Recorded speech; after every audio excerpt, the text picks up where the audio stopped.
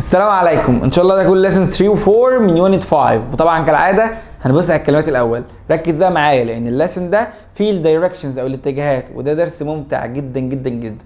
يلا بينا نشوف الكلمات الاول. اول كلمه معايا هي كلمه بين او في النص، يعني ما بين حاجتين، اسمها between. يعني مثلا لو هنا a ball كوره، وهنا a book كتاب. في كوره اهي وفي كتاب اهو. اي حاجه ما بين الاثنين دول اسمها between the ball and the book.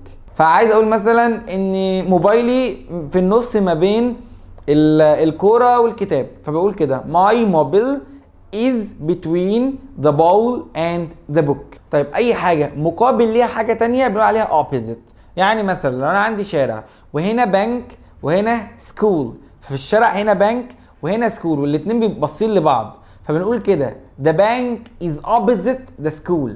the bank is opposite the school. يعني البنك في وش المدرسة. opposite. لو انا عندي حاجتين جنب بعض بقول عليها كده next to يعني بجوار. اما بقى لو حاجة قدامي، يعني مثلا انا واقف اهو في حاجة قدامي بقول عليها كده ايه in front of. يعني انا دلوقتي قدام الكاميرا بقول ايه I am in front of the camera. انا في وش قدام الكاميرا اهو. لو انا دلوقتي هستخبى ورا السبوره دي بقول عليها behind.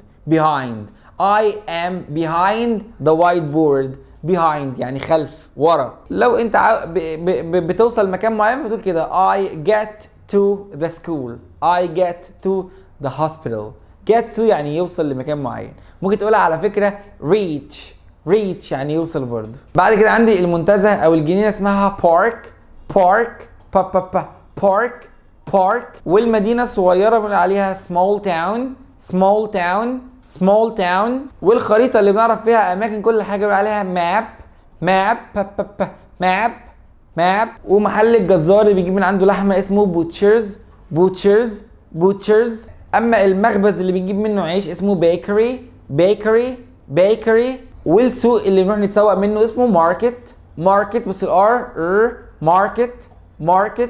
market. بعد كده لو عايز اقول لحد ادخل شمال اسمها turn left. طب لو عايز اقول لحد ادخل يمين فبقول له كده turn right. طيب لو عايز اقول لحد خليك ماشي طوالي بقول له كده go straight on او go straight on على بعض كده. go straight on او go straight along، بس اللي عندي في الليسن هي on. go straight on. بس يا سيدي دي الكلمات اللي موجوده في الليسن ده. تعالى بقى مديني read and learn. مديني الصوره دي بيقول لي this is my town. دي المدينه بتاعتي. it's a small town. هي مدينه صغنونه كده. My school مدرستي is next to the park. لسه واخدين next to يعني جنب، كده مدرستي جنب البارك، جنب الحديقة، جنب المنتزه. يبقى my school is next to the park. طب انا عايز اقول مدرستي جنب البنك. my school is next to the bank. وعايز اقول مدرستي جنب المستشفى. my school is next to the hospital. طيب تعال نشوف الباقي. بعد كده بيقول لي the butchers محل الجزارة او محل الجزار ده is opposite the park. يعني محل الجزار في وش الجنينة. انا مدرستي جنب الجنينة ومحل الجزار بقى في وش الجنينة. تمام. بص بقى كمان بيقول لك ايه the bakery ان المخبز بتاع العيش is between بيكون في النص ما بين ايه بقى the butchers محل الجزارة and the market. يبقى البيكري في النص ما بين بوتشرز محل الجزارة والسوق والماركت. بس كده يبقى انت تقدر تعمل اي حاجة. تقدر تختار مثلا عندك 3 اماكن بارك، هوسبيتال، سكول، وحط بقى مرة ان البارك جنب السكول، مرة اوبوزيت ذا سكول في وش المدرسة. مثلا عايز اقول خلف المدرسة. طب تعالى نقول مثلا ان البارك ورا المدرسة، يبقى the park is behind the school. خلاص بسيطة جدا. انت تختار الاماكن وتحط طبعا معاك بقى between، معاك in front of، معاك next to، معاك opposite. عيش حياتك واعمل جمل كتير جدا على قد ما تقدر. بس يا سيدي ده الكلام اللي موجود في lesson 3. تعمل هوم ورك والاكسرسايز. تعالى بقى اوريك ليسون 4 بيقول ايه. بص يا سيدي، في ليسون 4 عندي بس معلومتين صوت. اول معلومه هي الث ث ث، ان انا طالع لساني في التي اتش، طبعا في ذا بس سيبها دلوقتي، خلينا في الث ث، وكمان في الاس تي. تعالى نشوف النطق السيلابل ده والمقطع ده والمقطع ده، يلا بينا. لما بجيب حرف الاس بعديه حرف التي، بخلي حرف التي قوي شويه، فبقول ايه؟ ستاند اب. ستاند اب يعني يقوم اقف. ستاند اب. عندي stay، عندي stall، عندي street، عندي straight، عندي stand up. فالاس والتي قويين جدا. stand up. كلمة اختي يعني sister. ولو عايز اقول لحد اقف فبقول له stop. فبص التي قوية عشان قبلها اس. stop. اما بقى عندي التي اتش، بص طلع لساني اهو، ث. فعايز اقول يفكر. think. لان انت لو قلتها think من غير ما تطلع لسانك هتبقى كلمه تانية خالص، هتبقى SINK. لا انا عايزها think. وعندي طبعا رقم 3 اسمه 3. 3. بس يا سيدي، هم دول معلومتين اللي عايزين نقولهم النهارده. التي اتش طلع لساني ث، والاس تي بتبقى قويه عشان قبلها اس. وبكده نكون خلصنا ليسن 3 و4. تعمل هوم ورك والاكسرسايز، وهستناك بقى في ليسن 5 و6. باي. طيب ان شاء الله الكلاس ده هيكون كلاس نمبر 8 في الجرامر، وهتكلم فيه عن تنس جديد او عن زمن جديد، وهو اسمه البريزنت كونتينيوس. بريزنت كونتينيوس يعني المضارع المستمر، وده زمن انا بستخدمه علشان اعبر عن حاجه بتحصل دلوقتي قدام عيني، انا شايفها، اني انا دلوقتي بشرح، فده بريزنت كونتينيوس او المضارع المستمر. وطالما هتكلم عن تنس جديد او عن زمن جديد، اول حاجه لازم اسال عليها هي الهيلبنج verbs. ايه هي الهيلبنج verbs بتاعت الزمن ده؟ جدع صح. am و is و are. الام بتيجي مع الاي، والاز بتيجي مع الهي والشي والات، والار بتيجي مع الوي واليو والذي. بس كده؟ لا، لازم اي ان جي. بس خلصت، والله خلصت. مش مصدقني ليه؟ تعال لما احط لك الاي ان جي دي فوق عشان ناخد مساحه في البورد. اي ان جي هثبت لك. تعال هثبت لك. اختار اي فعل، يلا. اي اهي، تاخد ايه من دول؟ ام اهي. ريد يعني يقرأ اهي، حط لها اي ان جي. خلصت.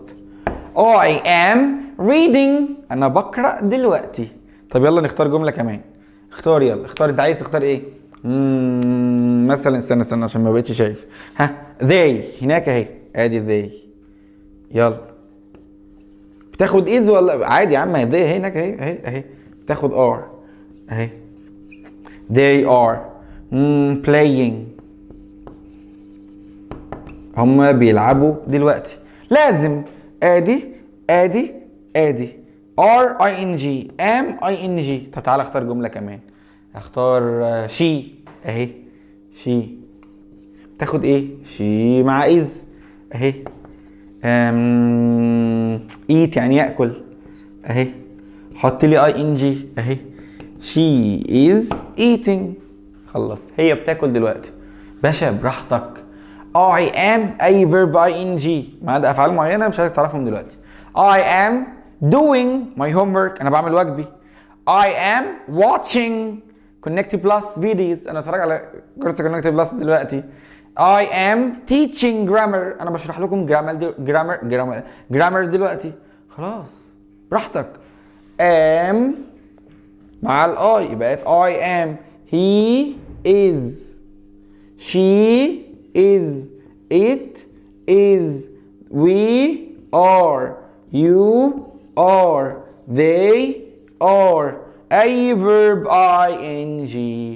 اوعى تقول لي I am read، غلط. I am reading، I am writing، I am watching، he is watching، she is singing، they are driving. ما تنتقليش الجي اللي في الاخر. قول لي driving، ما تقوليش driving. driving، sleeping، doing، reading، running، jumping اهو. I am jumping، اعمل زي I am jumping. تعبت خلاص، ما تنطوش خلاص. You are verb ing.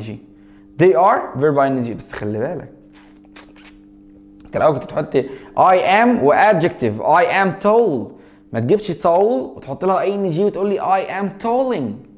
لا طبعا tall دي صفة ما بتحطلهاش حاجة. الفيرب زي play، زي eat، زي sleep، زي come، هو ده بس اللي بتحط له ing. اتفقنا؟ ولو جالك verb come مثلا واخره اي وعايز تحط ing، شيل الاي دي، مش لازم تحط، خلاص شيل الاي، تبقى coming. طيب ده كلام جميل، بس انا عايزك بقى تركز معايا عشان هقول لك معلومه كمان.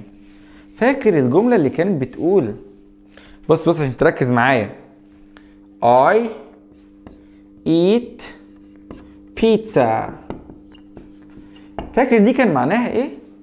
صح جدع، معناها انا باكل البيتزا عموما. لو انا عايز اخلي الجمله دي معناها انا باكل بيتزا دلوقتي، هجيب اي زي ما هي، هنزل جنبها ام، هجيب ايد زي ما هي، احط لها اي ان جي، بعد كده انزل بيتزا. كده اصبحت من جمله بتحصل عموما لجمله بتحصل دلوقتي. خلاص طيب تعال نجرب واحده كمان. في جمله بتقول she reads English. هي بتقرأ English. عايز اقول هي بتقرأ English دلوقتي. عادي. ما انا عادي اهو. she، حط she بتاخد is، حط read، شيل طبعا الاس خلاص، يعني الاس عوضنا اهي، بعد كده الاي ان جي، بعد كده English.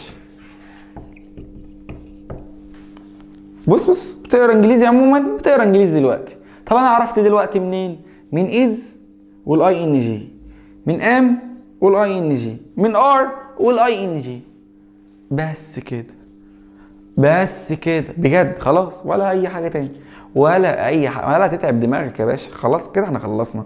طب كده ناقص لي ايه؟ ناقص لي النيجاتيف، النفي. عايز انفي، عايز اقول اني انا مش بعمل الحاجه دي دلوقتي حالا. يا سلام، عينيا ليك، انت تؤمر. يلا قول لي انا باكل بيتزا دلوقتي. انا يعني تاخد ام، ياكل ايت، اي ان جي، بيتزا. طب عايز اقول انا مش باكل بيتزا دلوقتي، نزل دي، حط لها نوت. I am not eating. كمل بقى بقية الجملة عادي. جملة كمان، انا عارف انت عايز جملة كمان اهي. يلا عايز اقول she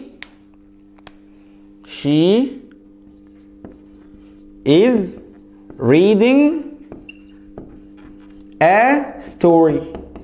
هي بتقرا قصة. يلا عايزها، هي ما بتقراش قصة دلوقتي، يا بسيط، تكة حركة واحدة قد كده. she is not reading a story.